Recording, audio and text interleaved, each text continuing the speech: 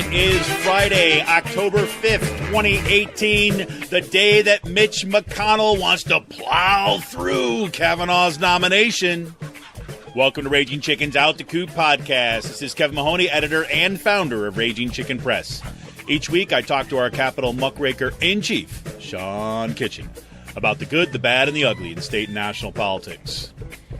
On this week's show, yes, Mitch McConnell remains committed to plowing through the confirmation of Brett Kavanaugh to the Supreme Court. The Senate will vote on cloture today with a confirmation vote as soon as Saturday evening. We'll get into that a little bit. We just heard right before we went on air, Susan Collins is voting to confirm. You know, moderate Susan Collins is going to do the right thing. Not.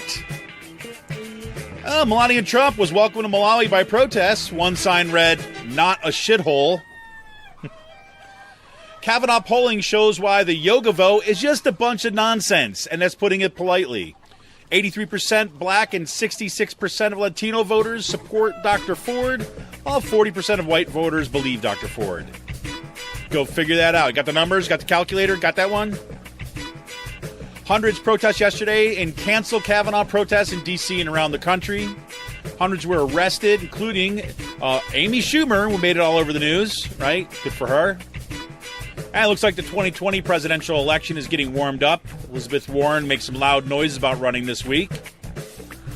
Big news, Amazon raises the minimum wage to $15 an hour. Way to go, fight for 15. But hold off on the celebrations for Bezos, the benevolent billionaire. Workers lose benefits, bonuses, stock options as part of the deal. And Interpol's president is reported missing in China. You know, Interpol, International Police Organization, lost their president. Oh my God, the world we live in.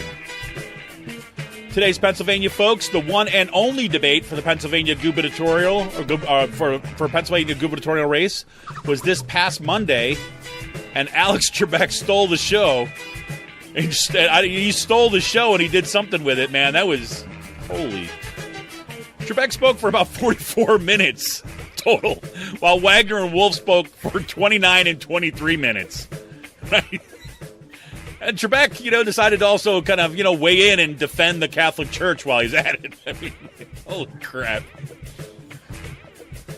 Scott Wagner paid Fox News host Judge Jeanine Pirro $25,000 to speak at an upcoming fundraiser. Pirro has used her roles with Fox News to spread conspiracy theories about Dr. Ford and called Dr. Ford a fraud. That woman's just horrid. She's horrid. Wagner, while he was out and about on the campaign trail, stopped by a farm, and a duck, or maybe it was a goose, shit on him. And his campaign posts the pic. Once again. New internal poll shows that Emily Skopoff was within 5 points of House Speaker Mike Turzai. Unreal.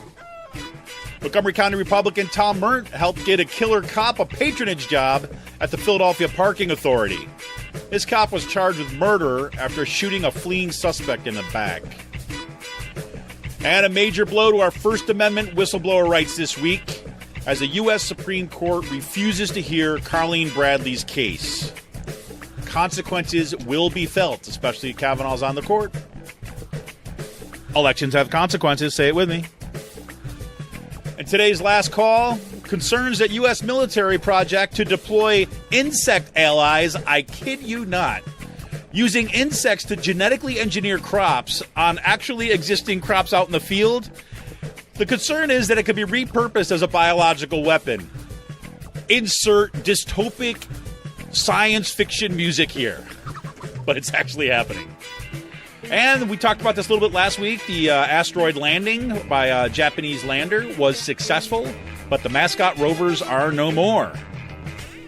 Free Will Brewing has got a couple of cool releases this week. Yesterday, Free Will released the all VIP New England style IPA and did it as part of a screening of a new documentary on PA craft brewing called Poured in PA. I wish I could have been there last night to see it, but I didn't. So hopefully we'll report on that in the weeks ahead.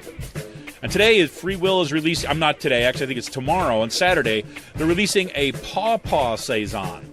That sounds really interesting.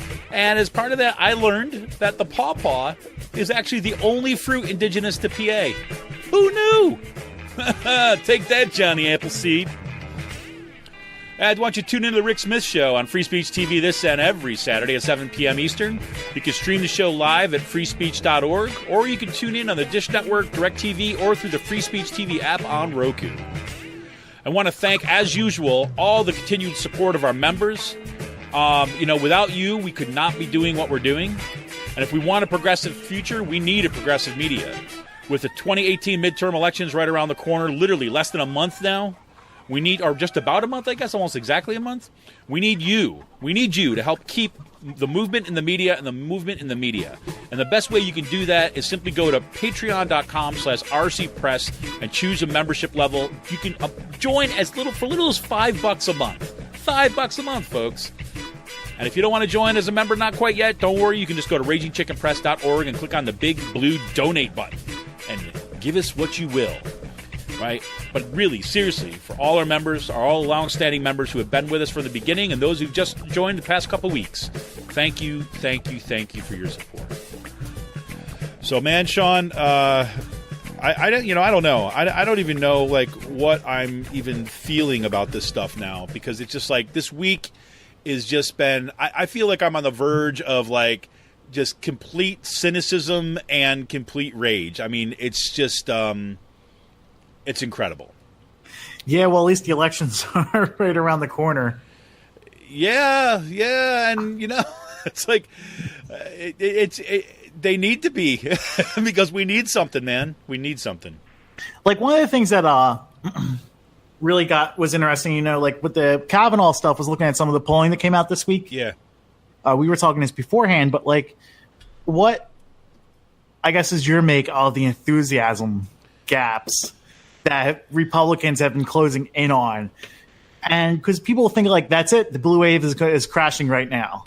No, it's like, okay, you and I were going through some of the numbers in particular, and if you actually look at a bunch of the polls, and if you go to like 538 and check some of this out, you see like the numbers of support, right, for Kavanaugh and for Trump and things like this. But Kavanaugh in particular, it hasn't moved, right? I mean, the enthusiasm thing is like, look, I mean, I'm concerned about that, right? I'm concerned about it in the sense that, look, right-wing Republicans, right, and the core base of the Republican Party is they have major, like, investments in the Supreme Court because they understand the connection between the Supreme Court and things like Roe v. Wade, right, and kind of the freedom of religion and all that other kind of stuff that they're always arguing for.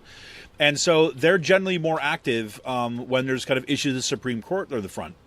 And there, polls were showing, or at least, the polls were showing that, Republicans weren't all that enthusiastic about the midterm elections this year in comparison with Democrats.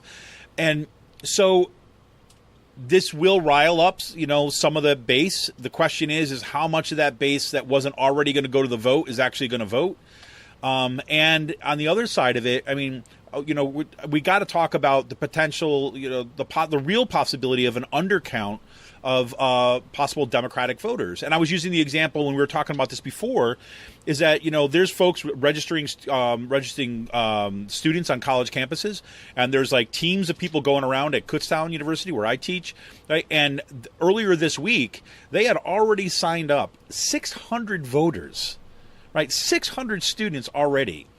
Right, and that's not including students who have already been enrolled, or people are already registered to vote, or students who are registering to vote on other platforms. This is one team, right? So I think that is going to have a significant impact across the country, right? And we'll see. I think the media likes to latch on to this enthusiasm thing because it allows them to get back into like horse race mentality. Yeah, and it's also like I look at the enthusiasm poll as like a pulse of where the base is at the current moment. Yeah. Like, if Kavanaugh goes through, I think their base probably settles down. Like, okay, we got Kavanaugh through and that's it. I agree. Like, we got what we wanted. Where it's like, I don't see this driving down the Democratic vote. on election day. No, I don't know. If anything, look, see, this is the thing. It's like you see especially some Democrats that are getting concerned about this, or you see this in the kind of like the liberal media, not the left media, but the liberal media, when they start kind of raising these concerns. Oh, does this mean that the blue wave is in crisis? It shows you just the lack of attention that, say, the official Democratic Party and the kind of like the liberal media, the lack of attention it pays to the base of the Democratic Party, right, and the left base, especially the emergent base that we've seen kind of over the past few years now, right? So they don't pay attention to that. So they automatically assume that everything that is in play for an election is happening on the Republican side of things. Right, so it's like, you're kind of at the whim of the Republican Party. The only way that you can win as a Democrat is if the Republicans don't turn out to vote, as opposed to the model that we've seen. All the victories that have happened from the progressive angle of things. It's been like that's not the model that people are operating on the ground. And so there's a disconnect, I think, in terms of the way that we're talking about what's happening in politics, and what's actually happening on the ground. But again, I do think that we have to bring Michelle Wolf back into this, because we have to remember the Democrats have a history here. People think you might flip the House and Senate this November, but you guys always find a way to mess it up. You're somehow going to lose by 12 points to a guy named Jeff Pedophile Nazi Doctor. Oh, he's a doctor.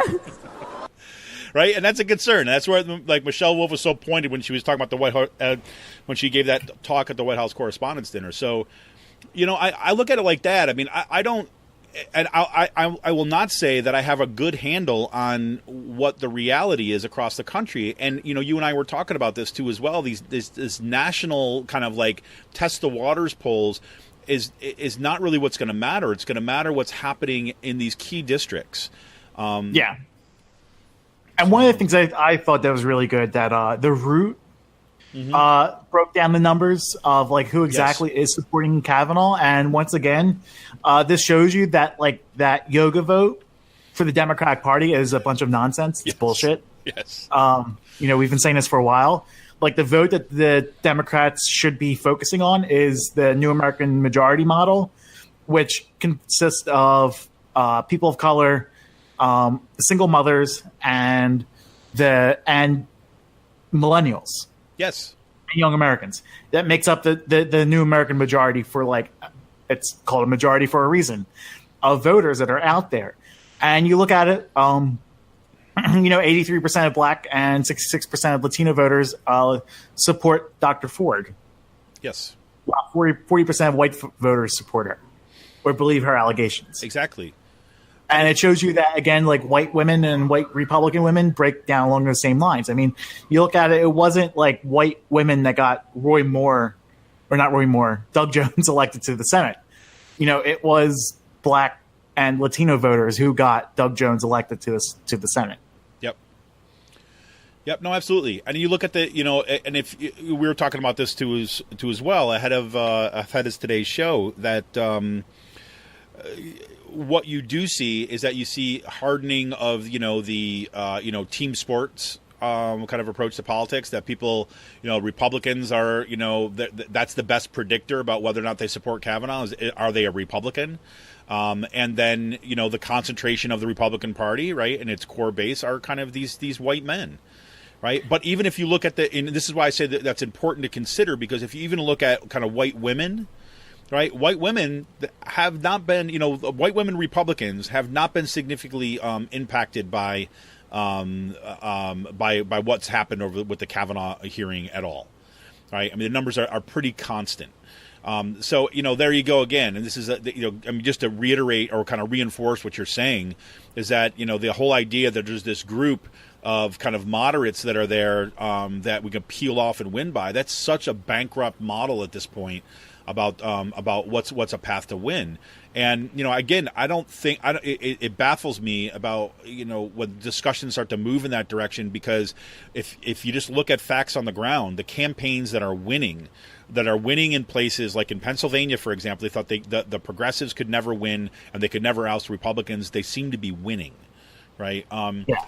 And this is what, I was talking to some folks who are doing voter registration on our campus, at Kutztown's campus this week, and I kept on saying is like, part of their pitch is about kind of national politics and the senatorial race. And I'm like, man, you see, I said I get it, right? But you gotta put the emphasis back on the local stuff.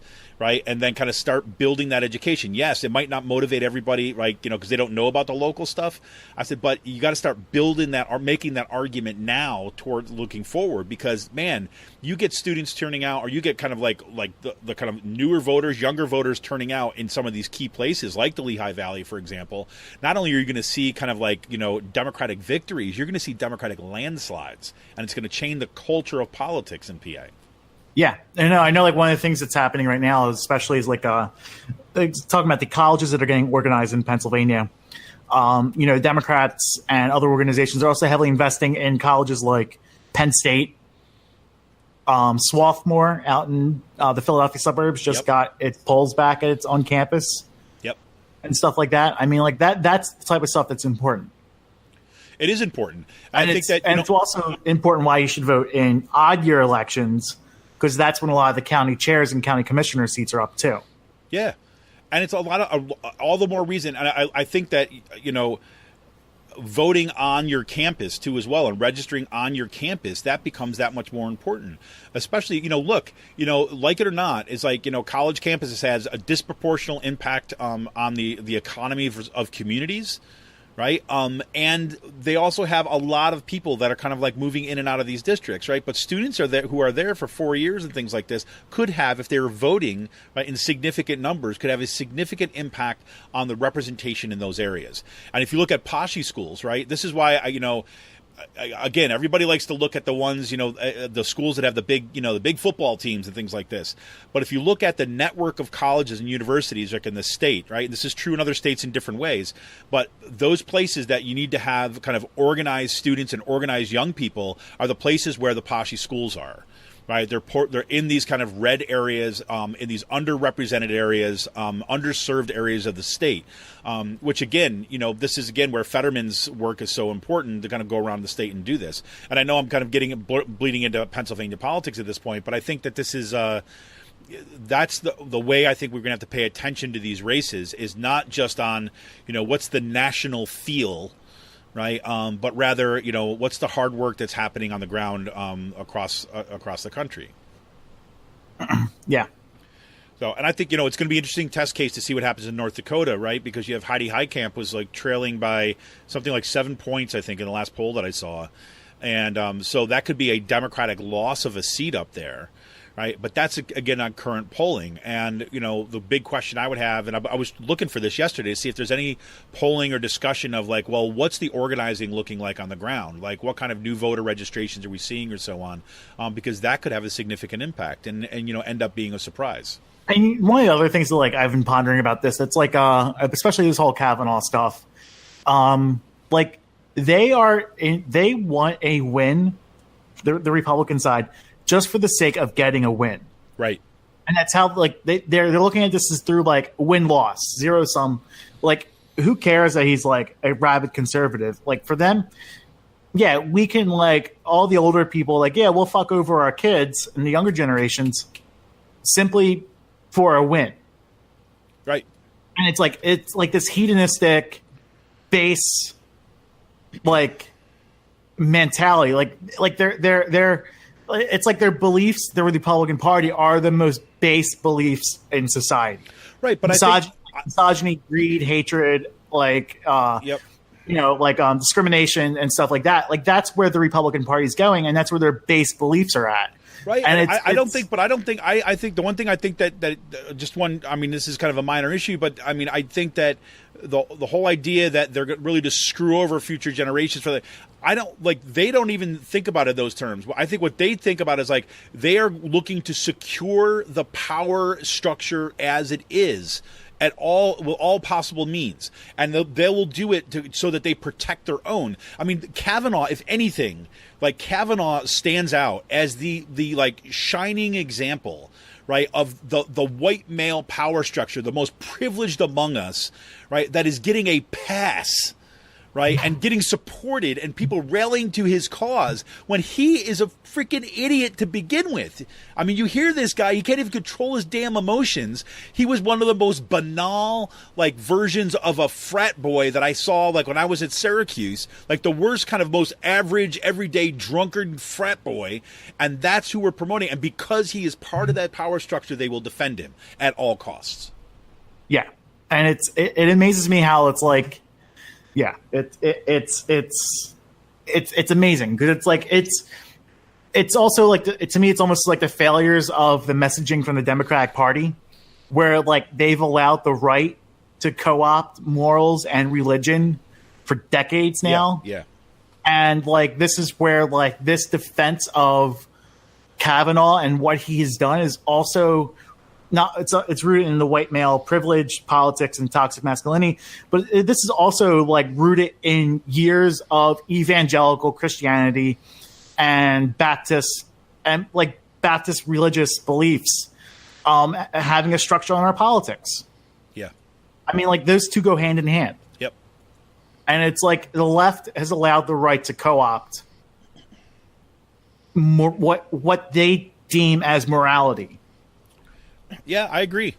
It's like, yes, I'm speaking of this from someone who is an atheist, like, but it's also like we've allowed them to co-opt this point, like religion and morality, to the point where we're getting some of the most immoral people on the court strictly to defend misogyny and privilege. Right, but I think to your point, and we've talked about Lakoff's kind of approach, like to framing and things like this, and why this is the case.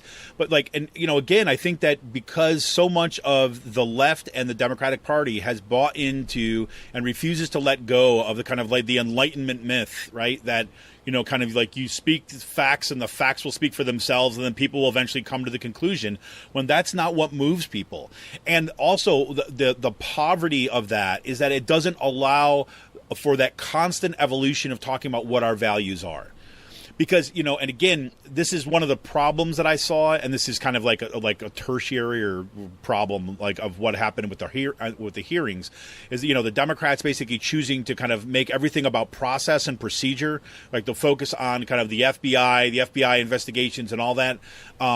There was no space very little space where during the hearing, when people were actually watching. Right. During the hearing, there wasn't a lot of space where they were kind of taken up to talk about what the values are, right? About what the moral argument is, what the ethical argument is, right? I think that they were assuming a lot of that. And again, there's good reason to assume that. But the thing is that you want to kind of constantly reinforce this stuff and remind people about why this is so freaking fucked up. He's an accused rapist. Like, it's... I mean... But also, you look at, more blending into the local part of politics. It's like look at what the Republicans are doing. Nick McCarelli, they allowed him to get his 10 years in. He'll be retiring in a few months, or in a month or so, and then he'll get benefits for life. Yep. When he's accused of raping a consultant and has a PFA against him from a caucus member. Yep. There you go. Right. It's like. There you go. Perfect. Right. Yeah, we're going to protect the old boys. We got to get them through. Yeah, they had a rough ride of it, and they did some things they shouldn't, but, he's one of us, so we're going to protect him and keep him in there. We don't want to kind of like, rush him out too quickly. Yeah. It's just, it's the same deal. I mean, like, people are starting to say this now too as well. And I think, despite, this has nothing to do with what the Democrats did. It had to do what was a lot of people's responses were when they saw the behavior of Brett Kavanaugh, right? What his behavior in his hearing, more than anything else, I think kind of tipped a lot of people kind of being like, this guy is nothing but a privileged little, like a privileged white guy, right, who thinks he's entitled to the handouts that he's been given his entire life, right, because he's had the best of the best, and this was like somehow the Supreme Court is his, and he's being robbed of what's necessary his. Like his whole idea, you're never going to defeat me. I'll never quit. This is wrong. I worked hard. Yeah, you know what? Sorry, buddy. Up yours. Yeah, exactly. But no, this also reminds me of like living out here in Harrisburg, what the West Shore mentality is. Like this, like where Brett Kavanaugh grew up is exactly where, like, what the West Shore is out here in Harrisburg. Is where all the rich consultants and people who make sure government runs on a day-to-day basis live. You know, it's a couple state senators live out there and everything. You know, it's where the country clubs are at. It's that secluded, like it's secluded from everything else. It's called the White Shore for a reason. Yep. And it's where the most privileged people in the region go. It's like they built their own Catholic school simply so like their children didn't have to cross the river and go to the Catholic school where the black kids are at. And this is like the same gated community that Kavanaugh grew up in. It just, it's sickening. Yep. Yep. Oh, this is this is not directly related, but it seems to intersect with this. Katie Sipp just posted this up right here, just on Twitter too as well, and says this reminds us working class Americans. This is from an article that just appeared in the Guardian. Working class Americans make up about half of the country, but they have never held more than 2% of the seats in any Congress since the nation was founded. Right, and we are seeing the extreme version of that dynamic right now. Yeah, crazy. Well, you know, one thing that's good that I'm kind of happy that has happened is like, you know, the protests haven't stopped. And this week, once again, I mean, you had kind of masses of people turn out. I mean, I thought it was amazing to see that there were busloads of people that were coming in from Maine to lobby Susan Collins. And I hope that all those people that were on those buses to come lobby Susan Collins are going to remember this on Election Day and are going to remember in her offices that she... and they're going to remember it when she's up for re-election in 2020. Exactly. And they find someone to run for that Senate seat. Exactly. That Susan Collins is right now is now part of the problem and part of the agenda to get rid of Roe v. Wade. She can call herself a pro-choice Republican all she wants, but she's basically, by saying today that she's going to vote yes, has kind of thrown in her lot. And yes, and people want to freaking split hairs. No, she's just voting to advance his nomination. You know, I'll believe it when I see it, right? We've talked about her before, and she plays this game all the time. Wants to seem moderate, but then all kind of falls in line with the rest of the Republicans. So, yeah. So we have that, and there was also folks, all kind of like people coming in by the hundreds from Alaska, all the way from Alaska to protest and to get into Murkowski's office to kind of pressure her to vote no. You know, and I can't help but think that that part of the dynamic or part of the calculus that they're doing in the Republican Party right now about why Susan Collins came out as a yes vote right now was to allow Murkowski to say no.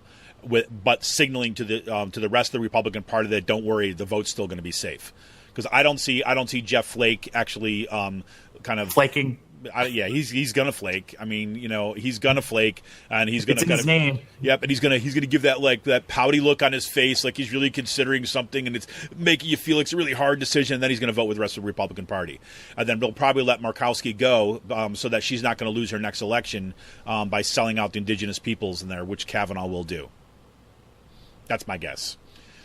So hundreds of people that were out there, and I think 300 plus people. No, it was more than that. I think that were arrested, both in the Senate office buildings and really across the country. People coming out and saying no, we have not gone away, and things are going to ramp up even more. I mean, what I can't help but think of, Sean, is like if Kavanaugh goes through, which seems like, I don't know, unless something happens that I'm not seeing on the radar right now, he's going to go through, and the legitimacy of the Supreme Court is a joke at that point. But the Supreme Court's never been legitimate. No, but impression of it is a legitimate thing. Look, what happened? It handed George W. Bush the election. It did. Well, but that was the first major, like in my lifetime at least, right? That was the first major moment when people started, holy crap, what's happening here to the Supreme Court, right? Because I'm telling you, it's like when I grew up, right, and the education that everyone of my generation came up with is like, and I'm sure to a large degree your generation, is that the Supreme Court was a good thing, right? It was the one that gave us, that Roe v. Wade, right? It's the one that protected that. It's the one that kind of did the right thing on civil rights and did all this stuff. And there's this history of the court being a kind of like supporting these progressive causes. But as Ian Millhiser reminds us, that is a blip in the history of the Supreme Court. For the most part, the Supreme Court has been doing, like, historically what it's starting to do again right now. And this right here, Wagner and right.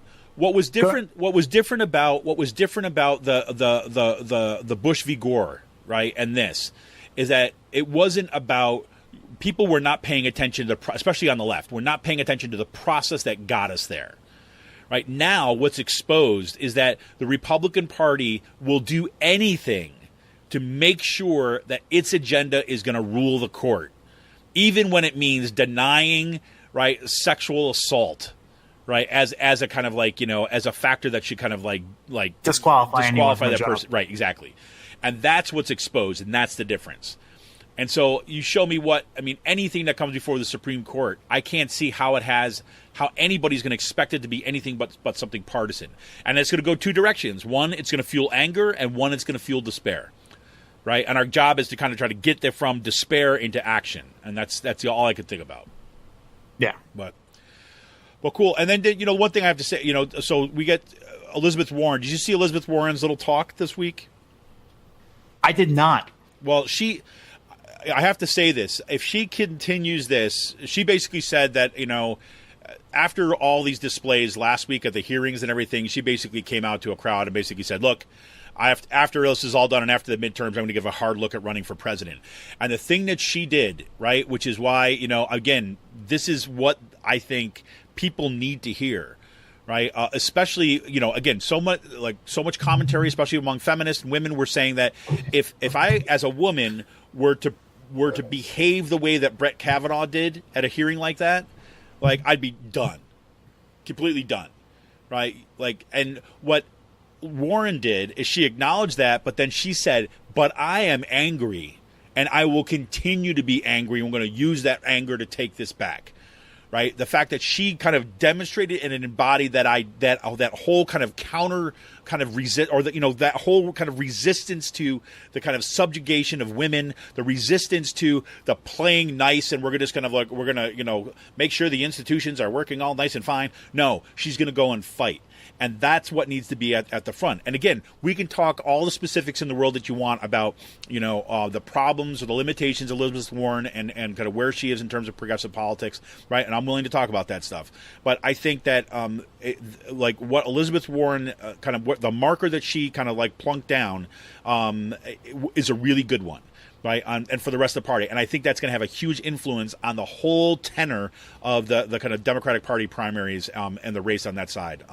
So to see that she's actually saying, no, we're going to start this process right now, as soon as the midterms get over, I think that's going to be a very positive thing for the left. I know. I think, in my opinion, I think she's one of the only people out there that could beat Trump in a general. Yeah, that's probably people want to see. I don't have faith in Kamala Harris. I don't know. I think if there's going to be if you want to talk about just like I think one in, I don't know. Okay, if I have like 1 and 2, it would be Warren, Sanders, Harris, probably in that order. Mm-hmm. I'm not faithful in many other people running for office in 2020. No, I think the difference about Harris. Right. The difference about Harris, though, I think she's a little bit more of a wild card in that. And I'm talking purely pragmatics at this point, like about whether or not she could win the election. Right. I think that she is. I mean, she's got a toughness to her. Right. She's not the kind of the rally of the crowds as much. Right. She's got this kind of toughness to her, which could play well against Trump, because unlike what happened in the last election, like where I don't think Warren or Harris would have put up with Trump walking over her Clinton's back like that. Exactly. Like, and imagine that spectacle, right, of Kamala Harris, instead of kind of like, standing there and kind of like letting Trump loom, turn around and confronting and pointing in his face, right? I could see her doing that. Yeah. Right. And I think that's the kind of, that's a significant difference. Right. And frankly, I think that she'd scare the shit out of him, to be honest with you. Yeah. Yeah. So, but we'll see. I mean, this is good news moving forward. In other good news this week, Amazon, the benevolent billionaire Bezos, raised the minimum wage of Amazon workers, not the contract workers, but about, 250,000, it's a pretty significant number of people, to $15 an hour. Right, so that was pretty big news, kind of out and about in the world of work. So is this from the Bezos Act? Yeah, it wasn't the No Bezos Act, right? Wasn't that awesome? I mean, Bernie. Yeah. People are saying I think he did this simply because of Sanders publicly shaming Bezos into doing this. Well, it's not just that, right? Is that you had after Amazon went and bought out Whole Foods, right? And Whole Foods workers have been active in kind of organizing and kind of moving. Obviously the Fight 15 movement. Exactly. So, I mean, you have all that as part of the context. The fact that Sanders kind of fully embraced that movement and made that part of his campaign, and that he went public and kind of lent his voice to this kind of stuff, absolutely played it out. The fact that he named it the No Bezos Act, right? I mean, going after Amazon. Because look, I mean, I think Bezos and, it's not just him. It's all these billionaires that are kind of running all this stuff. They're recognizing, look, people are starting to realize that, the pitchforks that are in their garage are good for more than just digging up some sod, right? And that they're worried that they're coming for them. Right, and especially when Amazon announces profits of I don't know, so $1 trillion, right? They passed the $1 trillion mark, and Bezos becomes this huge, the most obviously wealthy person in the world. It gets hard to justify, to keep workers kind of in poverty wages. So, and this is, frankly, this is no skin off their back, especially once you find out, because then, they make this big announcement, it's a big PR blitz, but then it turns out that what they're doing is they're giving the $15 minimum raise, but then they're stripping away benefits, stock options, and bonuses. Right, and Bezos and his people claim that, okay, yeah, this is going to, the raise of the wage is going to more than offset the benefits. But it's no. That's not the point. The point is if you're going to give the raise, you give the raise, but you keep everything else as it is. But that's not what they're doing. Yeah. So does Walmart? They haven't gone to 15 an hour yet, right? They're on their way. Okay. Right. So they basically they did. Remember, they did that bump up to, I think, $9 or $10, and they were on their way to 12, I think. And I think that 15 is on the horizon. Same with Target. Target says by 2020, I want to say, that they're going to be up to $15. Which is pretty much only a year away from now. Right, exactly. I mean, it's going to force... Yeah. And I will say this, $15 an hour is still not a living wage. No. Well, no. $15 an hour puts you basically just above the poverty level. Right? I mean, that's what we're talking about. Right? So $15 an hour, is not good living. $15 an hour should be the baseline, which we can start about using that as a kind of a UBI, right? If you want to put it in those terms. Yeah.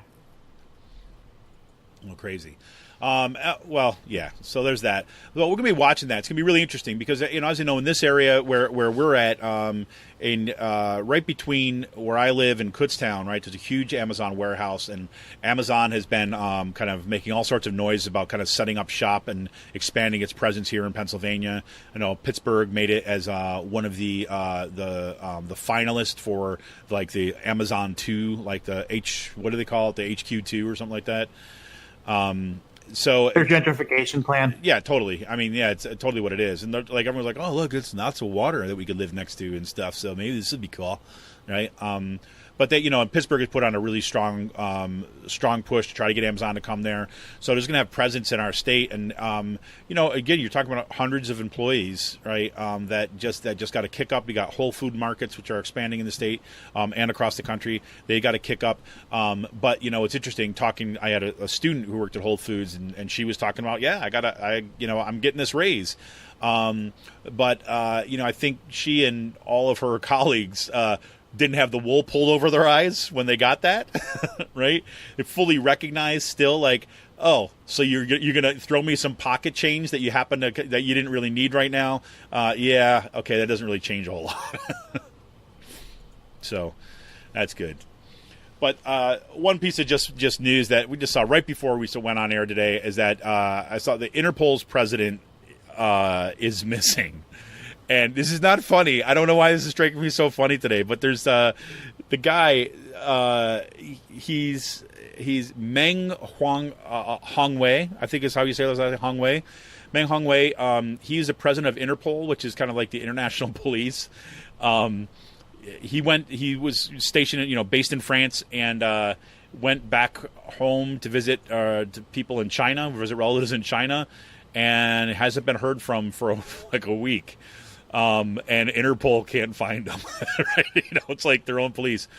I have no idea what's going on there. So I mean, there are some reports, anecdotes that when he landed in China, he was apprehended by Chinese police and taken into custody and kind of immediately whisked away. We don't know.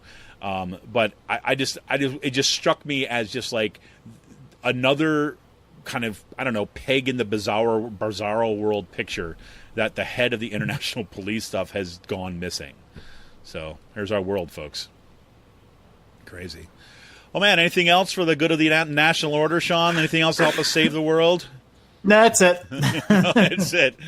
All right. Well, I'll tell you what. We're going to be right back, and when we come back, we're going to get into our Pennsylvania focus. But I will remind everybody, if you like what you hear here, if you like what you read on Raging Chicken Press, please consider becoming a member by going to patreon.com/rcpress. You can become a member for as little as $5 a month. We need your support. We need to make sure that we got progressive voices here in the state of Pennsylvania and really across the country. Show your support to people like Sean Kitchen, who is like the muckraker of all muckrakers, the guy who basically breaks every freaking story that the politicos inside the Beltway of Harrisburg do not want broken. That's been made possible in part because of members like you. So thank you. So we'll be back right after this with our Pennsylvania focus. Talk to you soon.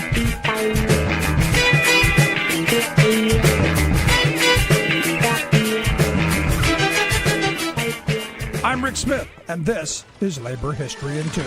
On this day in labor history, the year was 1945. That was a day known in Hollywood as Black Friday. After World War II, the movie industry began to rake in profits. But they did not pass those profits along to their employees. 10,000 members of the Conference of Studio Unions were on strike. They were part of the Brotherhood of Carpenters and Joiners. They were also in a jurisdictional battle with the International Alliance of Theatrical Stage Employees, or IATSE, over who should represent stage decorators. The strike wore on for half a year. The studios had more than 100 films backlogged and were able to wait out the strikers. But as the strike continued and the studios remained silent, pressure mounted. Despite the tensions between the two unions, thousands of IATSE members refused to cross the picket lines. On Black Friday, the strikers decided to concentrate their efforts at the Warner Brothers Studios gate. 300 picketers gathered to hold the line. Scabs, hired by Warner Brothers, tried to drive through the workers' picket lines to the studio.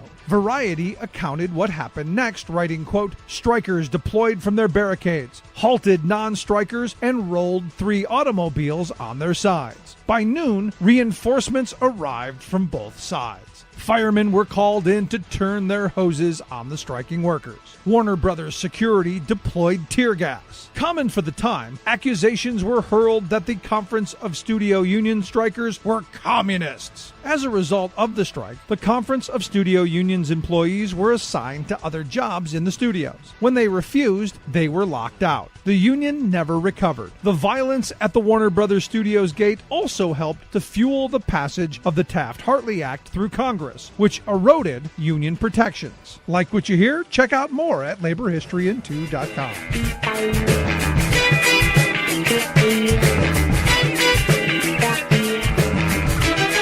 Welcome back to Raging Chicken's Out to Coop podcast. And this just in, while we went to break, Joe Manchin, stand-up guy, Democrat from West Virginia, has voted to move ahead with the confirmation of Brett Kavanaugh to the Supreme Court. Yep, that's right. And Lisa Murkowski from Alaska, the Republican we were just talking about, she actually voted no. So you can see what just happened here. Susan Collins comes out, provides a little cover to make sure that Murkowski can say no. But they've already talked to Manchin, and they know that Manchin's going to vote yes to make sure that they're going to get Kavanaugh's confirmation, and they no longer need Flake. There you go. There it is. There it is. Unfreaking real, Sean. Yep. I mean, it just. Like we were just saying, this is what's going to happen. But I just can't get past it. I cannot get past it. This is what these freaking people are doing, right? Yeah, and I'm gonna hold my other thoughts on that from there. Just I'm getting myself in trouble. But things at least were interesting in Pennsylvania this past week. Jeopardy came and went, and ratings were up, but the show was a flop, I guess. Dude, I didn't watch the whole thing. You watched it. Please. I thought it was awesome. I thought it was awesome. I thought it was hilarious. Speaking to some people in Harrisburg, Tom Wolfe escaped unscathed from that. Simply because Trebek spoke for 44 minutes out of an hour-long debate. It was look, I watched part of it. I told you this, and I said I just couldn't sit and watch the Trebek show. Like, even his intro was kind of like, people normally do this other thing. I don't like that. I'm gonna do something different. Well, he did something different, right? He did something different. I mean, he managed to there was a joke. He managed to get Jake Corman and Mike Terzai to agree on something. But it was yeah. I mean, interesting to say the least. Funny, he went on a 3-minute tangent defending the Catholic Church, and then he definitely showed that he knew more about Pennsylvania politics than Scott Wagner knew about Pennsylvania politics. Yep, which I thought was pretty interesting. That was different. Well, I actually said the one exchange that I thought was really interesting was when, and this goes right to your point there, is that there's two places where this goes on, right? Where I'm going to show you that I actually watched more of this debate than I let on, but it's where Wagner attempts to make the claim that Corbett was actually the education governor, and he did more for education than any other governor of the state, when Corbett cut education by over $1 billion, right? And Corbett was supposedly in the room with that too when that happened. Really? Yes, I think Corbett was at the dinner. Oh my God. Yeah, but yeah. And Trebek even knew, but wait, he cut, come back, and then the other stuff in with the gas tax. Which, right? I mean, I have no problem with someone fact checking during a debate, a moderator fact checking someone. No, when you're making outrageous claims. No, but my point being, Alex Trebek's performance was kind of off the rails. I would say off the rails, not off the rails, but it was just kind of a weird combination of the Alex Trebek show and oh yes, and I've got this debate I've got to do over here too as well. But he clearly at least knew there was, and Trebek is a Republican, right, and donates to Republican causes, right. So this is a guy who he even comes here and knows that Wagner's full of shit on what's coming out of his mouth, just when he was challenging him on their Marcellus shale gas tax, basically and saying, then the chamber you're telling me that's going to bring groaning? in no money, really? and then the people in the room started groaning at him over that. Yeah, the capitalists, the people who are against taxing the shale got really pissed off at him. Yep. But yeah, this was definitely a failure on the Chambers end of things, bringing yeah. So Philly Clout ran a couple good stories today about what happened, and they're we were just tossing names around there, and we settled on Trebek, and it seemed hokey, and they're it was hokey, and we also got preachy. Somebody said, wouldn't it be funny if? But Gene Barr said, I think it started out fine. I think as he tried to dig deeper on issues, some of his questionings turned to advocacy, which is just, fact checking Scott Wagner. Exactly. For his bullshit. One of the things I did thought was really good at the end of the debate, Scott Wagner went on his rant, and he said he wants to make government run as efficient as the dinner did. He thanked the workers for handing out 1,700 meals during that event at the Hershey Lodge. And all those workers are part of a union. There you go. So Wagner was inadvertently thanking union workers for making things run on schedule. See there? I'm smart enough to, form my own opinions. See that? Oh my God. That's crazy. So I don't know. So, I mean, has there been any new polling since we talked last week? About Wagner? Yeah, Wagner and Wolf? No. Well, I think it's, Well, Wagner, I mean, I don't know. Wagner he's a show unto himself and stuff like that. So, I mean, this week he did everything on his campaign. I mean, one, you get the Trebek show and Wagner kind of just saying things that aren't true during a debate, just trying to goad Tom Wolf and try to get him to stumble so that he can use that to spin it for PR ads. That's all. But then his campaign, as usual, right, was just freaking a train wreck all week long. Yeah. So one thing Wagner announced yesterday that he'll be bringing in Judge Jeanine Pirro. If you look at the campaign finance reports, he paid Pirro close to $25,000 for a fundraiser coming up. And, Pirro was on Fox News the past couple of weeks spreading conspiracy theories about Dr. Blasey Ford and outright called her a fraud and her whole entire story a fraud yesterday morning on Fox News on the 5. There you go. The company that you keep. The company that you keep. Which goes smoothly into the segment we were talking about. Well, let me say, I just want to tell us. So this is one thing I say. I say to my kids all the time. Right? I tell them the story. This is a true story. When I was a kid, there was this kid lived in my neighborhood who was. He was kind of a bully, right? Just kind of a mean kid or whatever. But every once in a while, like bullies and mean kids do, right? Every once in a while, they get nice to particular individuals, and then they turn on you. That's how it works. So, anyways, this one kid, he was being kind of nice to me, whatever that week for whatever, and probably bored, didn't have anybody to play with, and whatever. We wanted to go ride bikes. Since we were riding bikes, we went down to the bottom of my street, and that I grew up on. There's a dead end there, and in that dead end, there used to be a lot. Where this one guy used to store his trucks, right? He was a contractor, ran a contracting business, and he parked his trucks in there. He owned that little lot at the end of the dead end. And so he had the, dump trucks down there and had backhoes and things like this. So we were down in there and we were just kind of messing around, kind of climbing around and climbing on the trucks and things like this, right? And again, we shouldn't have been doing that or whatever. But then we start climbing up, and then we get onto the top, and we decided to climb on the top of the truck, right?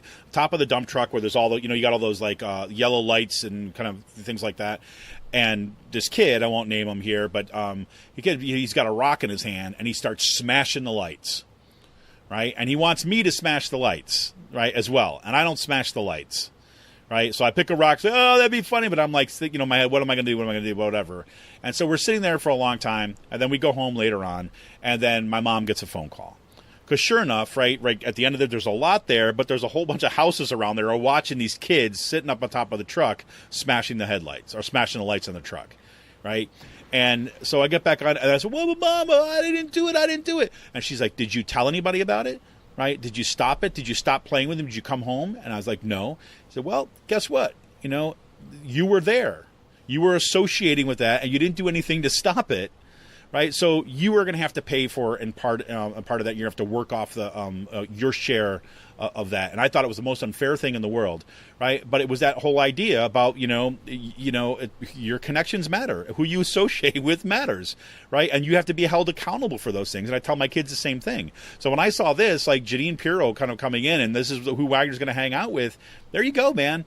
You just freaking tied yourself to this woman, and these kind of nut job allegations or conspiracy whatever, and it's the company you keep, right? You got to be accountable for the company you keep. I don't know what to say.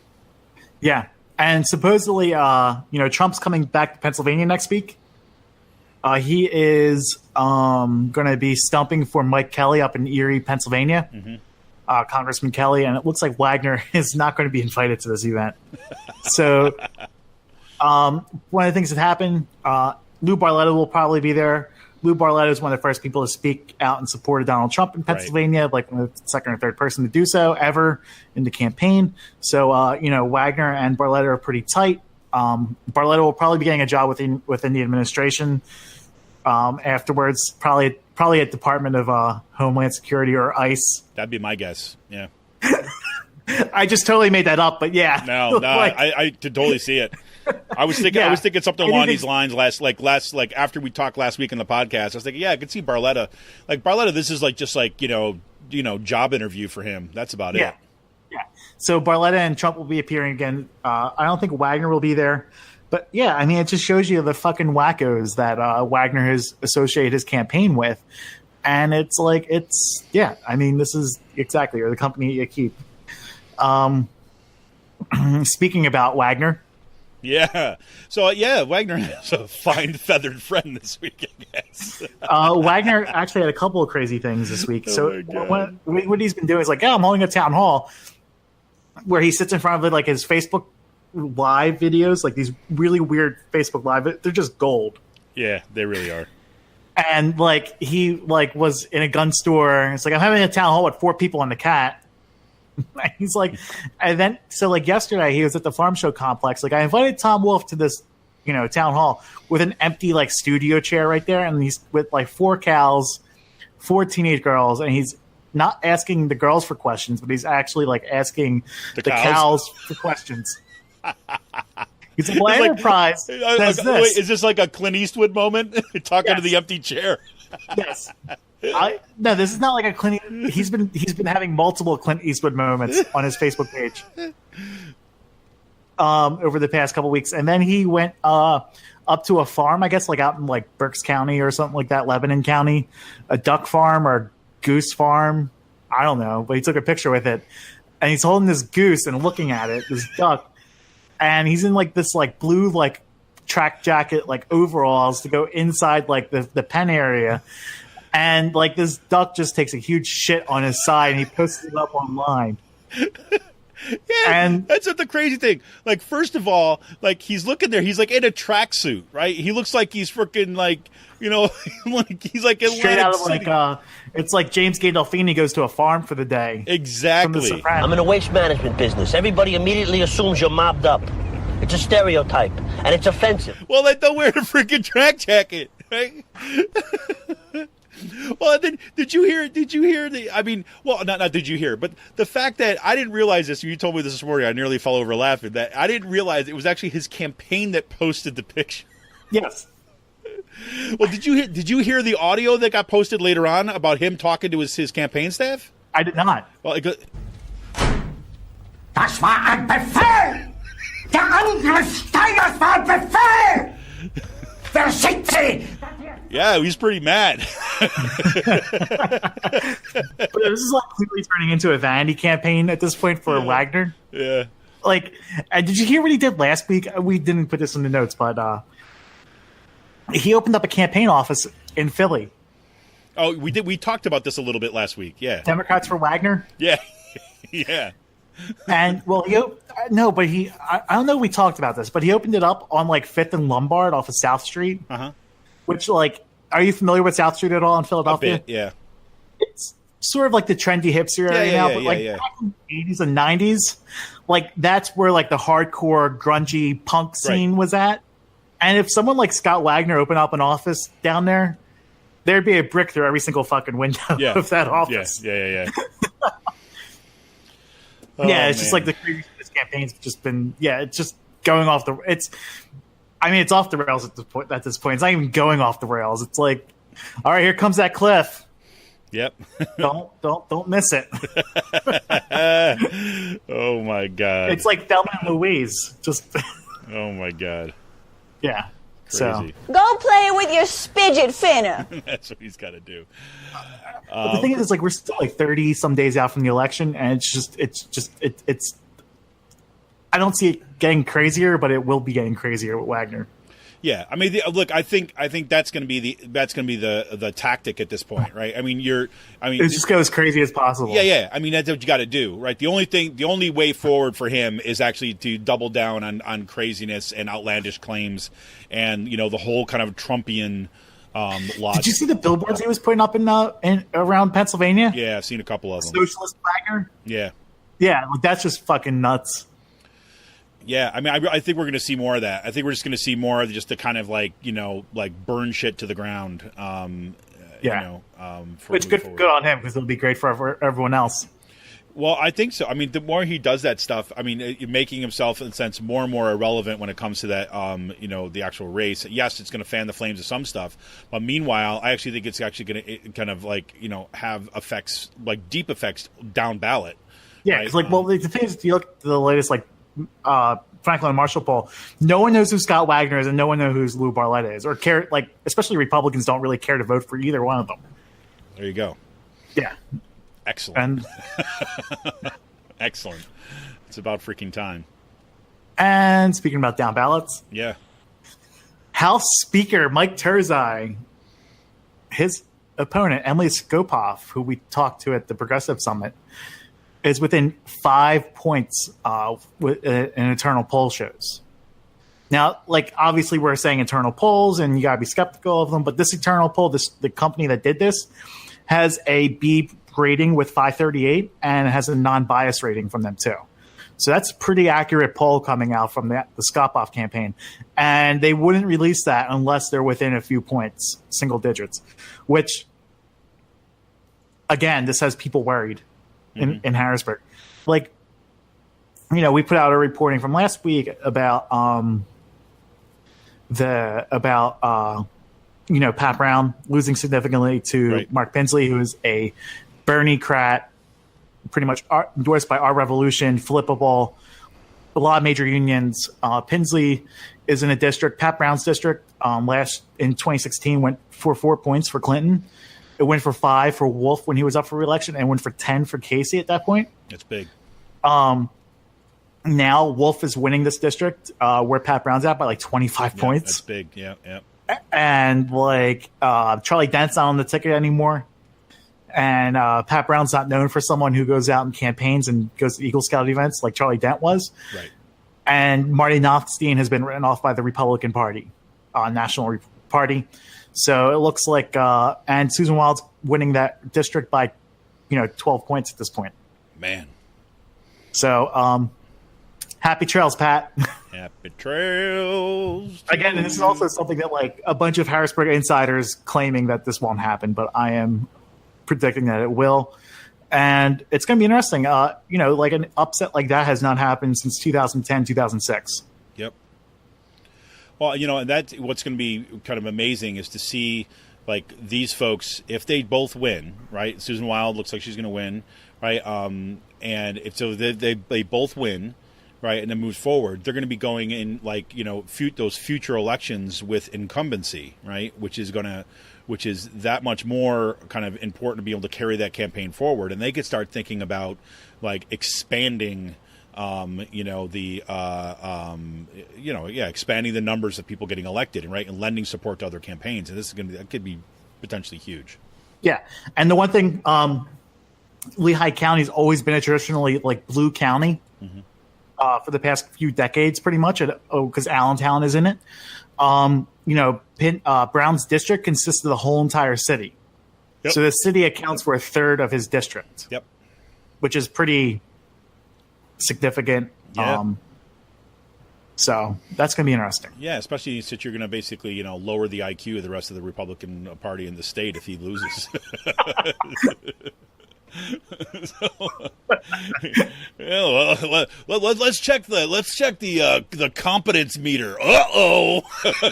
Literally, I heard, if he loses, there are two people who are who will be able to carry this committee, the appropriations committee, and it would be Mike Fulmer. Mm-hmm. Who was a used tire salesman who beat Bright Bill back in 2006 in a primary. He took out the Senate Majority Leader at that point. Oh, man. Wait. Will it be... Daryl No, will not be Daryl Metcalf. And the other one's Gordner. Gordner is competent. Fulmer's a little goofy. But But Fulmer is actually pretty interesting because Fulmer is like an inside ear to the Wolf administration. So if like the Wolf administration needs something done within the Republican caucus, they go to Fulmer for help. And Fulmer tries to like whip some votes up and try to get the support for the administrative issues within that. So it's actually pretty weird how like that stuff works out when people think of Fulmer and stuff like that. There we have it. Pretty cool. Pretty cool. Yeah. I mean, it's exciting. I mean, if you look at the state level, if you look at what's happening in the state, I mean, this is a real exciting election. I mean, this is, the organizing that has been going on, the kind of, the fact that people are paying so much attention to much more like to localized races is incredible to me. And you can feel the energy, like when you kind of can turn away from, the bright light that is national politics right now. And, when the sunspots start to kind of like fade from your vision and you start looking at kind of what's happening here in Pennsylvania. I mean, it's amazing. So another thing I heard this week, Marguerite Quinn, who's running for McElhenney's seat in your neck of the woods. Yep. She got HB 2060 through. Which is like the domestic violence bill, taking guns away from domestic abusers. Yep. And people have PFAs against them. That got passed this week, went on to the governor's desk. It's going to sign into law. She is running against San Isidro, and the Republicans have pretty much discounted her from winning. Really? Yes, but that's what I've been hearing out here in Harrisburg. Whoa. I think like they gave up on that seat a while ago. From what insiders are saying. So looks like you're going to have Schaefer or Lindsey Williams winning. You're going to have Pat Brown losing. You're going to have Pinsley winning. And it looks like you're going to have San Isidro winning. So you look at it right now, if those three win, you take literally, it straightens out that majority a little bit more. Yeah. Yeah. You're not going to take the majority back in the Senate, but you're going to even out a lot of committees, and they're not going to be lopsided. Right. So, wow, impressive, man. And as huge as the kind of like the left progressive wins were, with like Sarah Inmarato, Summer Lee, Linda Feeler, as big as those were, the fact that we're seeing progressives, right, and even just Democrats for that matter, taking Republican seats, that is even bigger, right? Because it just, like you said, I mean, it's yet another buffer. Yeah, and San Isidro is not progressive by any stretch of the imagination, but he's a Democrat, right? And he's taking a red seat, which is going to decrease that majority, which is key. Yeah, and when I was putting together my story, one of the staffers, campaign people, we were going back and forth. They were saying that Pennsylvania can turn out to be like Virginia last year. That's what they're expecting on the ground. People in Harrisburg have really tampered expectations of the House and Senate races, but organizers on the ground for these campaigns are expecting pickups like the 2017 pickups in Virginia. Mm-hmm. That's incredible. Yeah. That's incredible. Well, we shall see, man. It's getting closer. I'm getting excited. So what else we got? The state. Anything else fun? Anything? Tom Mert, a vulnerable Republican in the Horsham, Willow Grove area. He gave a killer cop a patronage job at the Philadelphia Parking Authority. And this actually has more local implications. Scott Petrie, who was from Southampton area, his seat went from Republican to blue with Helen Ty winning. Petrie left the House to go to the Philadelphia Parking Authority, claiming he would not be giving out any more patronage jobs. Well, he gave out a patronage job to a police officer who was charged with murder when he shot and killed a suspect who was in the back and was running away. At the time of the incident, no one wanted to arrest the person. It took over a year to do this, and activism, and Larry Krasner finally charged the person with murder. There we have it. Oh, boy.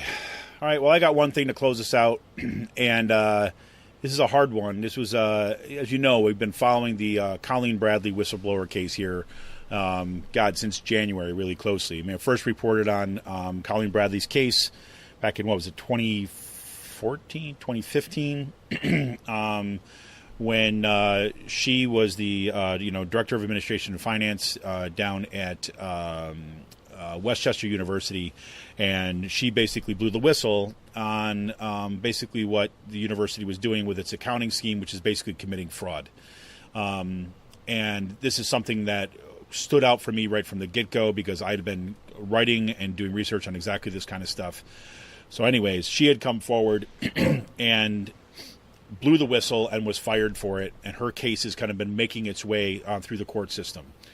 And the long story short of it, right, just to kind of make sure everybody's up to speed on it, was that she was alleging that the university was basically plugging numbers into the books to make it look like they had deficits when really they were sitting on quite significant surpluses, right? And so they were able to use austerity when it came to cutting faculty, raising tuition, and all this other kind of stuff. Well, meanwhile, spending the money where they wanted to spend it for building buildings and so on. And this wasn't just Westchester University. It was Kutztown University, Shippensburg University, East Stroudsburg University. They were doing this across the state. And it was with the knowledge and direction of the chancellor's office in Paschi. Right, so that was the deal. But as it made its way through the court system, there were two snags. Right, one had to do with about constitutional clauses about the you can't sue the state. Right, and some of that's kind of one aspect of it, and the other aspect of it was whether or not Colleen Bradley was entitled to First Amendment whistleblower protections or First Amendment protections for blowing the whistle. Why? Because of a bunch of court rulings over the years, which again, you will go read my stuff if you want to know about what it's all about.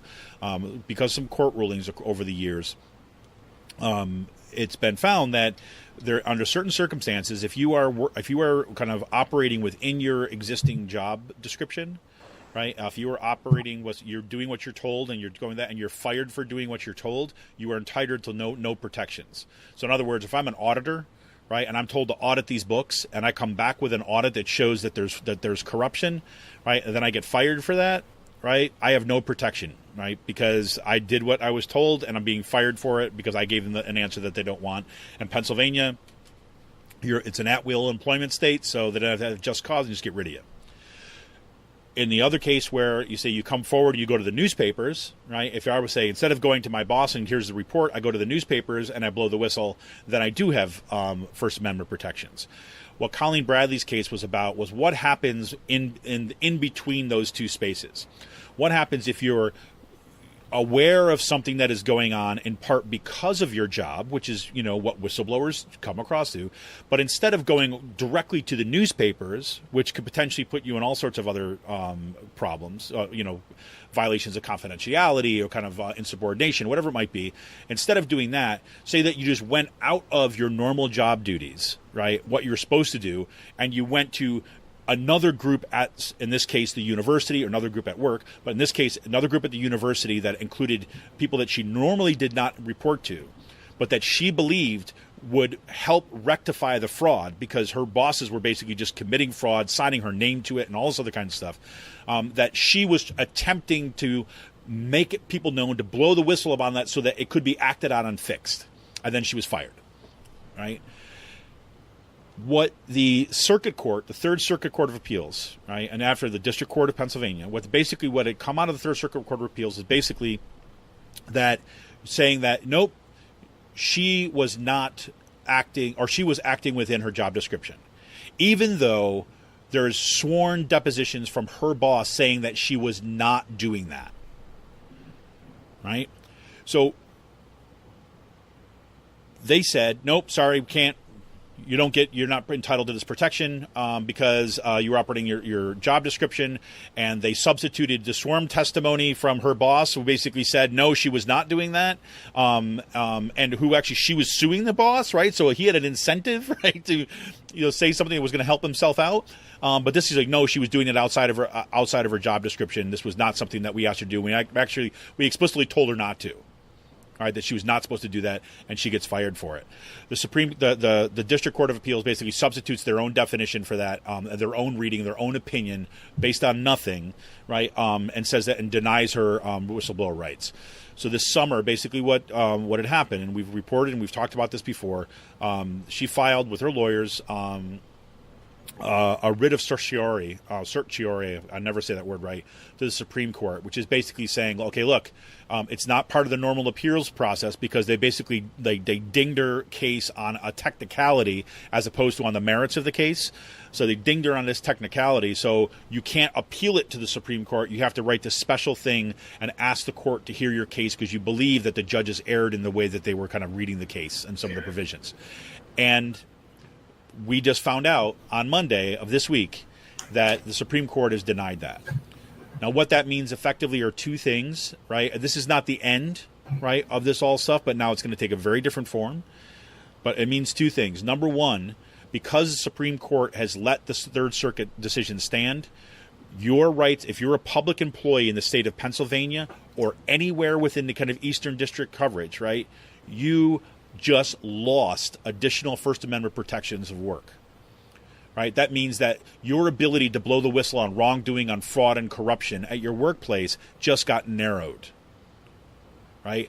And I have to say, well, I'll leave that off in a second. The second thing is that the actual fraud at the center of the case has never been litigated. Because it's never come up. And nobody has contested the facts of the case. They've only argued this on technicalities.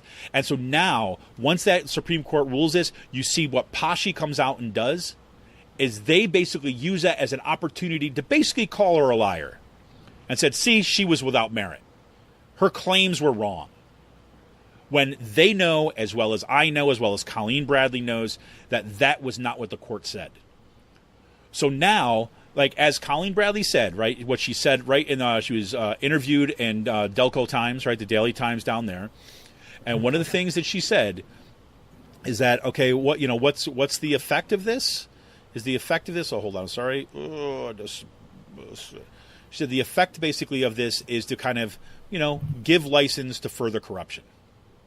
That's what it comes down to. That she will be asked, or she said, look. And this is the quote, and this is the kind of person she is. Like she says, quote, the outcome of this decision is very unfortunate because it opens the doors to further corruption, she said. The Supreme Court's decision also does not mean the fraudulent accounting practice were not taking place. She says, I have no regrets and I sympathize with victims who are experiencing similar circumstances and don't have any hope for protection or justice.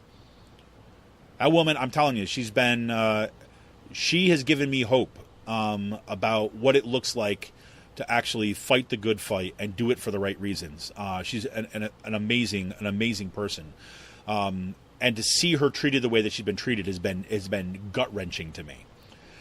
So there you go. The narrowing of your First Amendment rights at work and public thing. And, we should also say this is not now in conflict with a ruling that came from, I think, the Ninth Circuit Court of Appeals out in California, who kind of took this another way. So now we have conflicting law in the country. So depending upon where you live in the country, your rights are now different. If you live in the Ninth Circuit, well, guess what? You have First Amendment protections at work for this kind of situation. If you live here in Pennsylvania, or if you live in this kind of district, nope, sorry, you don't. Right? Shut up is what the message is. Suck it up, shut up, keep it to yourselves, or you're going to lose your job. And you'll have no justice. That's where we're on now. The fact that the fraud will continue drives me crazy. And I'll have to tell you, this is my own frustration, and I know this is Colleen's frustration, and I know this has been the frustration of some faculty. Jerry Carbo, kudos to Jerry Carbo out in Shippensburg University, who got a group of faculty members together to sign on to an amicus brief that was filed, a friend of the court brief that was filed along with Colleen Bradley's case.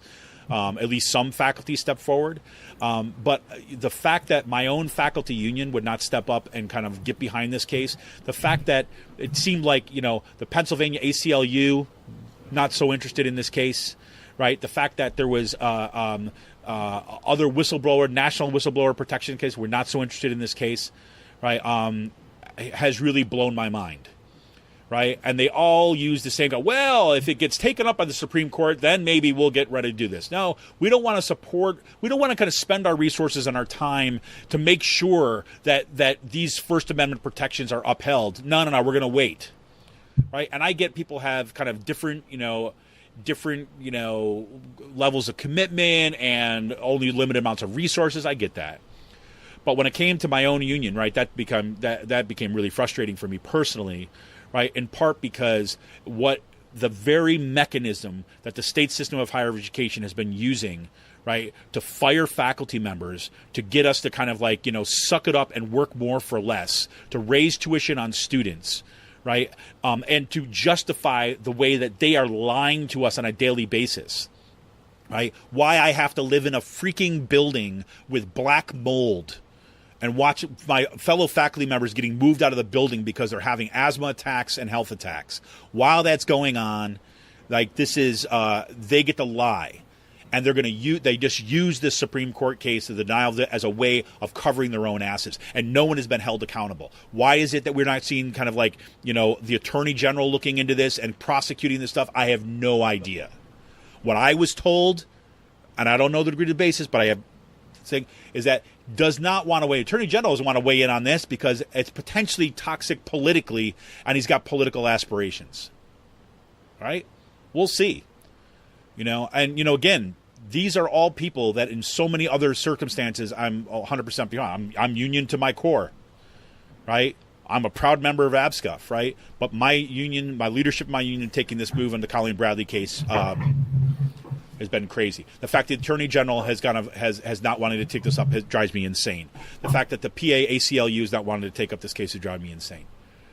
So it's a bad day. It's a dark day for defense of workers' rights, the defense of whistleblower rights, and the attempt to make sure that citizens are not getting ripped off by greedy administrators and managers that are out there. It's a sad day for us when we find this out. But like I said, this is not the end. So that's just a little preview of my slightly simmering rage as we go forward. So anyways, that's what I got to say, Sean. Thank you for putting up with me once again. I hope Twitter was okay for you. It is. Yeah, good. I'm glad to hear it. So anyways, this is Kevin Mahoney, editor and founder of Raging Chicken Press.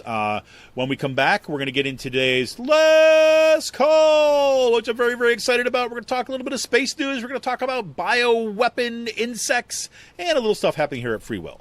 This is Kevin Mahoney, editor and founder of Raging Chicken. We'll be right back after this.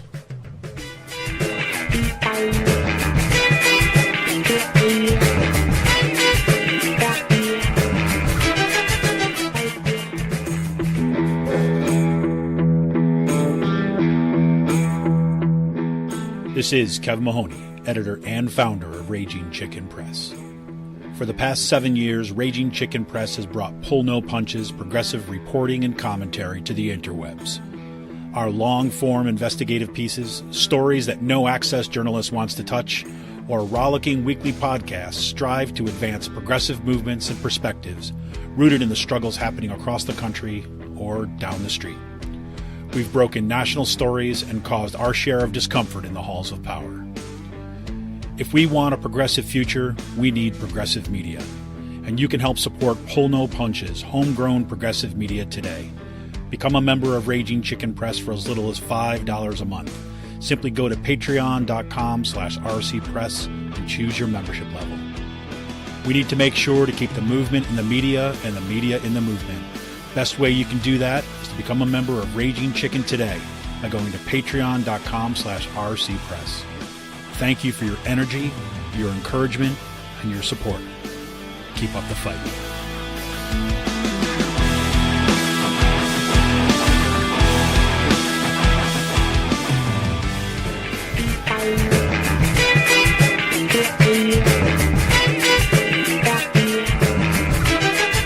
Welcome back, everybody. It's Raging Chicken's Out the Coop podcast. Last call. Yes, here we go. We talk space news. We talk anything that's fun that we want to talk about. We talk beer. And I got a couple items right up top here that just it's sheer joy in my kind of dystopic worldview. DARPA You know who DARPA is? No, I don't. DARPA is the Defense Advanced Research Projects Agency. All right. DARPA are some of the folks who basically designed the internet initially.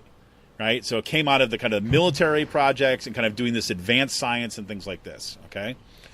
So DARPA has got this new program that they're working on, this new research they're doing on, and it's called, I swear, I kid you not, it's called Insect Allies.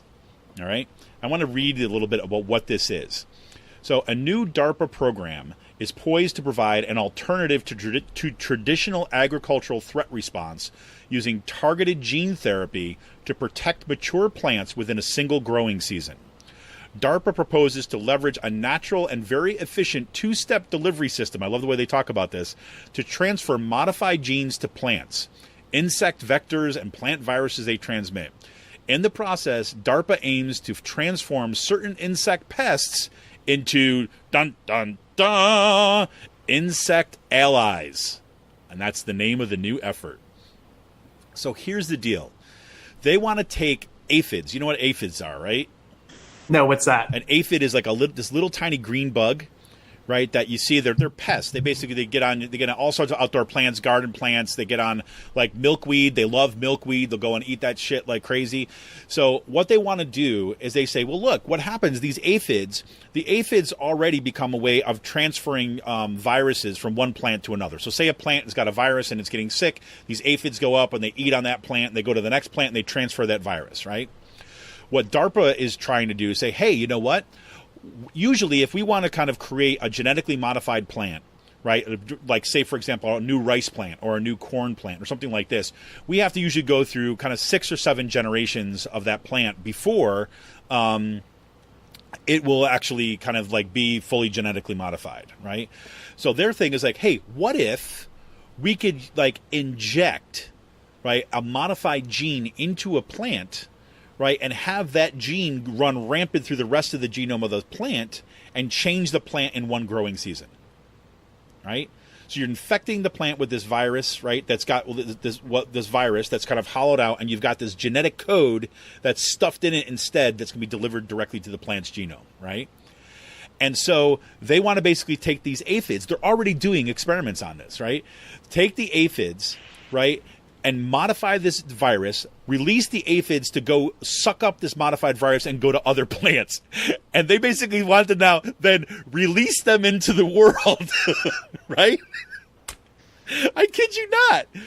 I kid you not. And so, some people started looking at this and started saying, well, whoa, wait a minute. So you're saying that you want to do this to make sure that you can keep plants from being like, from being susceptible to drought and kind of like particular kinds of diseases. But like, what's to stop you from like switching out the genetic stuff that's in there and turn this into a biological weapon, right? And DARPA's kind of like, we wouldn't do that. That's silly, right? So now it's actually this whole thing, this research. I just couldn't believe this. I came across this. I think, oh my God, this is exactly the kind of crap that like I fear most, right? The idea that it's not going to be like big nuclear war. It's not going to be big society collapse. It's going to be these kind of experiments going completely awry because some freaking genius, right, decides that they want to try something out. And then we have these bugs that are going to be going around and like infecting plants and shit with stuff. Oh my God, it's nuts. It's nuts. So I just saw something on Twitter. Oh God, do tell. Did you catch this last night? News with Donald Trump? From that speech he gave? No. From the tax issues, which we didn't talk about at all today? No, then I guess not. What? He was carrying a flag with him onto Air Force One. I did not see that. Did he have it upside down? Please say he had it upside down. No, it's even better. He had a piece of toilet paper stuck to his shoe.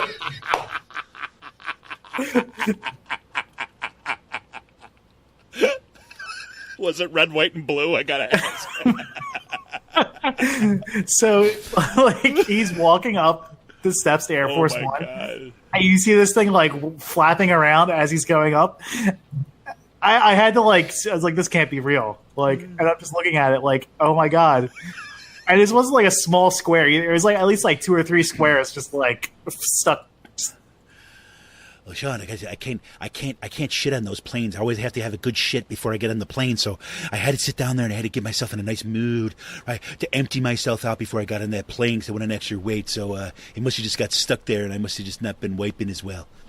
So what I thought was hilarious, it's like someone tweets like, I wonder how many people saw that and bothered not to tell him. And just never... Mr. And you never let him go. Just let him go. Oh my God, that's great. Yes. Oh man. Well, here's another little. It's a good like. Oh my God, I needed that.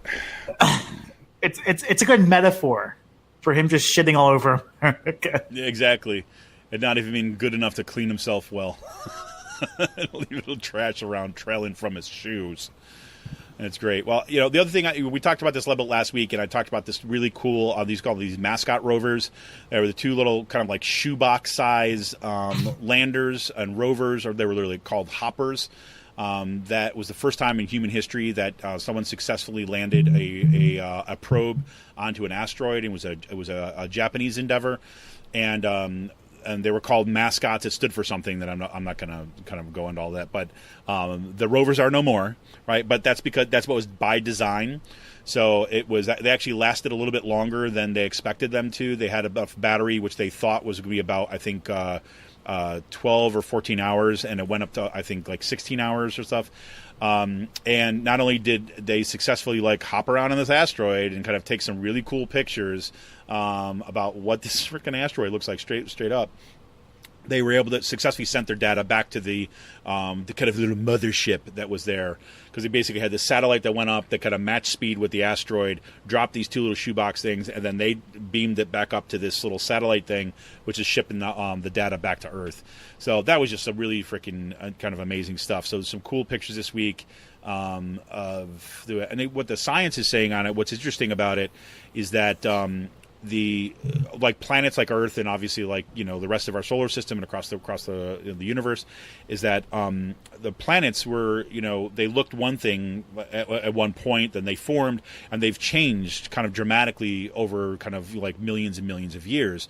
Impacted, they've cooled, they've reshaped, they've been impacted by comets and asteroids and meteors and all that kind of stuff, and there's been collisions. But asteroids, scientists think at least, right, are kind of pretty close to the way that they were then, right, when they first formed. So just in terms of the way of like the processes by which say objects formed out of the gases, right, kind of after the Big Bang and all this kind of stuff, they're hoping to get some interesting data coming from that. So just some cool stuff. Sean, I forgot to put this in the show notes, but I have to tell you, I purposely stayed up a little later last night, and I watched the first episode of Ozark. Nice. How'd you like it?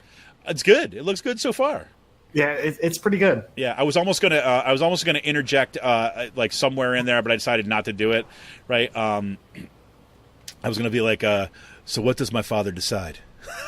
Do you remember that piece? It was 5. It was 5 pesos. Right? What does my father decide?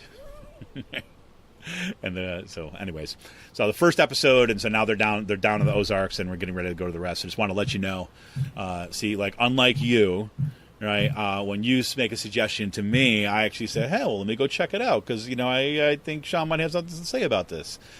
Just saying. So. Couple cool releases this week. Free Will Brewing. I wish I could have been there last night. They just released all VIP. It's a New England style IPA.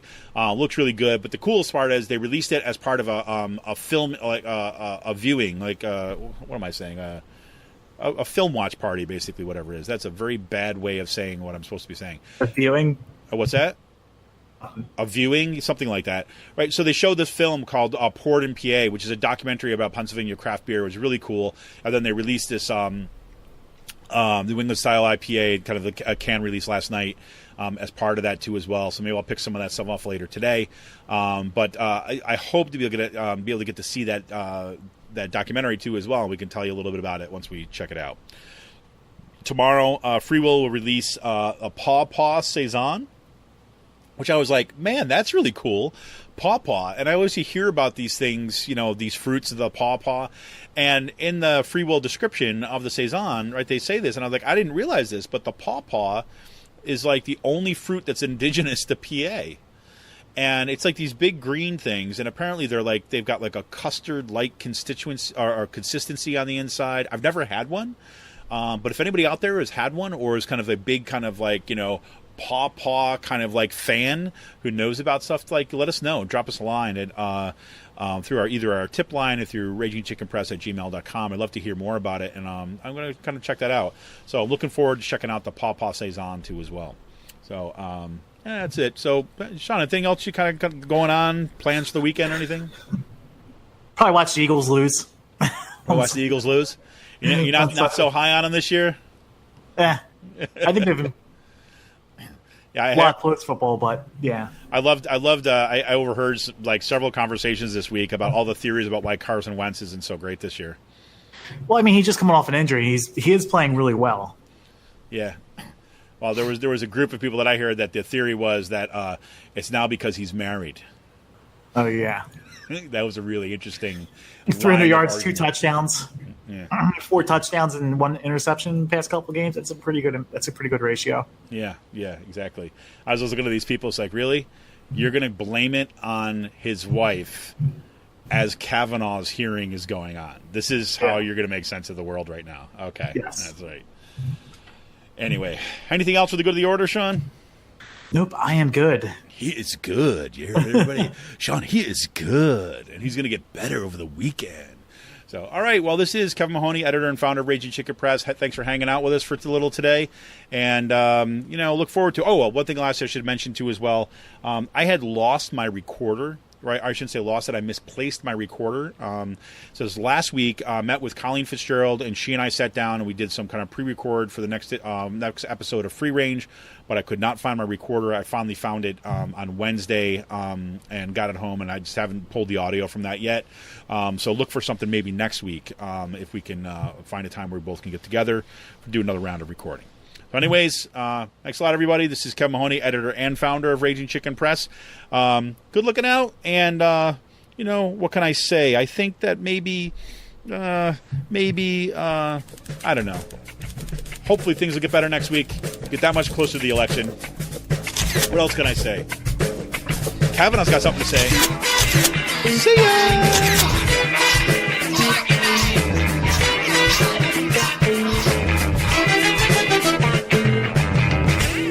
We drank beer. She had 1 beer at the party and had beers with. And having some beers with friends or just to meet up and have some beers. Drinking beer, which I gladly do.